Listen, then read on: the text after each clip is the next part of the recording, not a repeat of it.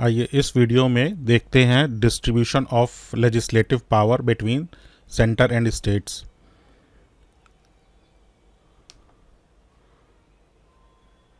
भारत एक संघीय गणराज्य यानी फेडरल रिपब्लिक है, जिसका मतलब होता है कि पावर केवल एक सेंट्रल अथॉरिटी के पास ही नहीं होती, बल्कि सेंटर और स्टेट के बीच में बटी होती है।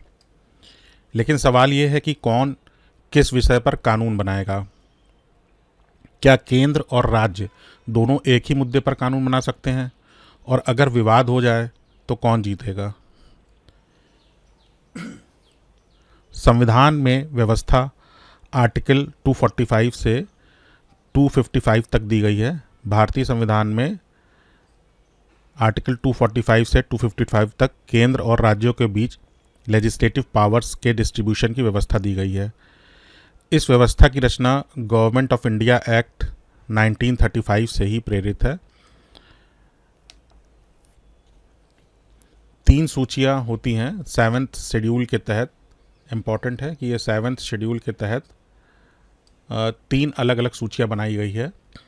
यूनियन लिस्ट, जिसमें 97 सब्जेक्ट्स हैं।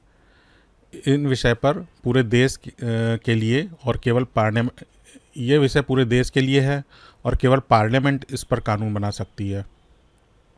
एग्जाम्पल है जैसे defence, foreign affair, banking, railways, atomic energy. ये सब पूरे नेशनल इंटरेस्ट की बातें हैं, तो इसलिए इस पर जो है केवल पार्लियामेंट ही कानून बना सकता है। इसके बाद है स्टेट लिस्ट, जिसमें 66 सब्जेक्ट्स हैं।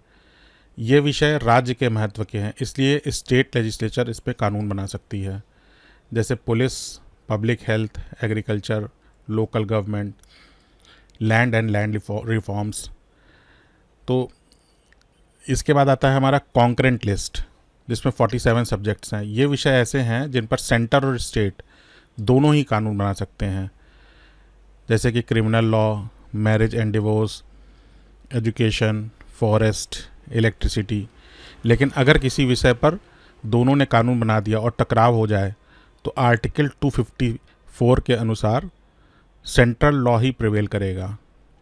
यानी स्टेट और सेंटर में से दोनों ने ही अगर कोई कानून बना दिया और इन केस ऑफ डिस्प्यूट तो सेंट्रल लॉ ही माना जाएगा। कुछ विशेष स्थितियाँ होती हैं, जैसे कि नेशनल इमरजेंसी, यानी आर्टिकल 352 में बताया गया है इमरजेंसी के दौरान पार्लियामेंट को स्टेट लिस्ट पर भी कानून बनाने का अधिकार मिल जाता है, यानी पार्लियामेंट स्टेट लिस्ट पर भी कानून बना सकती है। इसी तरह राज्यसभा रेजोल्यूशन के माध्यम से, यानी आर्टिकल 249 में अगर राज्यसभा 2/3 मेजॉरिटी से प्रस्ताव को पास करे कि कोई विषय नेशनल इंटरेस्ट में है, तो पार्लियामेंट उस विषय पर भी कानून बना सकता है, चाहे वो स्टेट लिस्ट में ही क्यों ना हो। इसके अलावा प्रेसिडेंट्स रूल आर्टिकल 356 में है, जिसमें कि प्रेसिडेंट रूल लागू होने पर पार्लियामेंट ही राज्य के क्षेत्र में भी कानून बना सकती है। इसके अलावा है इंटरनेशनल एग्रीमेंट्स, आर्टिकल 253। अगर भारत कोई अंतर्राष्ट्रीय ट्रीटी साइन करता है तो पार्लियामेंट राज्य सूची के विषयों पर भी कानून बना सकता है। कुछ प्रैक्टिकल एग्जाम्पल्स देखते हैं। पहले एजुकेशन केवल स्टेट लिस्ट में था। 42nd अमेंडमेंट के बाद जो है 1976 के बाद इसे कॉन्करेंट लिस्ट में डाल दिया गया। ये ऐसा होता रहता है कि कभी एक लिस्ट से दूसरे लिस्ट में चीज़ें जाती रहती हैं। एग्जाम्पल नंबर 2 है एनवायरनमेंट प्रोटेक्शन, एक ऐसा विषय जो राज्य से जुड़ा हुआ था, इस राज्यों से जुड़ा हुआ है, इसीलिए इसे कॉन्करेंट लिस्ट में रखा गया है। यदि टकराव हो जाए, मान लीजिए राज्य और केंद्र दोनों में एक ही विषय पर अलग अलग कानून बना दिया है और उसमें एक दूसरे से टकराव रहता है, तो ऐसे में कौन सा कानून लागू होगा? इसका उत्तर है आर्टिकल 254। जैसा पहले भी हम लोगों ने देखा, अगर राज्य कानून सेंट्रल कानून से इनकंसिस्टेंट है तो सेंट्रल कानून ही लागू होगा।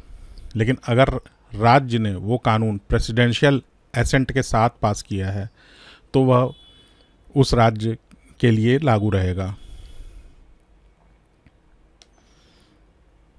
समय समय पर संसद द्वारा संविधान संशोधन करके कुछ विषयों को एक सूची से दूसरे सूची में डाला गया है, जैसे education, forest, wild animal protection को स्टेट लिस्ट से हटाकर कॉन्करेंट लिस्ट में डाला गया है। जीएसटी आने के बाद ये इम्पॉर्टेंट है, टैक्सेशन स्ट्रक्चर को भी मॉडिफाई किया गया है। अब जीएसटी काउंसिल केंद्र और राज्य को साथ साथ लाकर निर्णय लेती है। अब देखते हैं कि हमारे यहाँ की व्यवस्था में और फॉरेन में और कंट्रीज़ में इंटरनेशनली क्या है, उसमें कंपैरिजन देखते हैं। तो यूएसए में राज्यों की सोवरेनिटी ज़्यादा मजबूत है हमारे यहाँ की अपेक्षा। हर राज्य के पास अपना कॉन्स्टिट्यूशन होता है और वह अधिकांश कानून वहीं बनते हैं। कनाडा में भी फेडरलिज्म है, लेकिन भारत की तरह स्ट्रॉन्ग सेंटर वाला मॉडल अपनाया गया है। कनाडा में जो है ना, वहाँ पे भारत की तरह ही स्ट्रॉन्ग सेंट्रल को ज़्यादा पावर दे दी गई है। ऑस्ट्रेलिया में हाई कोर्ट फेडरल डिस्प्यूट को सुलझाते हैं, ठीक वैसे ही जैसे भारत में सुप्रीम कोर्ट करता है। भारत का संविधान बहुत सोच समझ के बनाया गया है, जहाँ लेजिस्लेटिव पावर का डिस्ट्रीब्यूशन 3 लेयर में किया गया है: यूनियन लिस्ट, स्टेट लिस्ट और कॉन्करेंट लिस्ट। यह प्रणाली न सिर्फ राज्यों को ऑटोनॉमी देती है, बल्कि ज़रूरत पड़ने पर केंद्र को नियंत्रण की शक्ति भी देती है, जिससे एक यूनिफाइड येट डाइवर्स नेशन बनाए रखना संभव हो पाता है। मिलते हैं नेक्स्ट वीडियो में।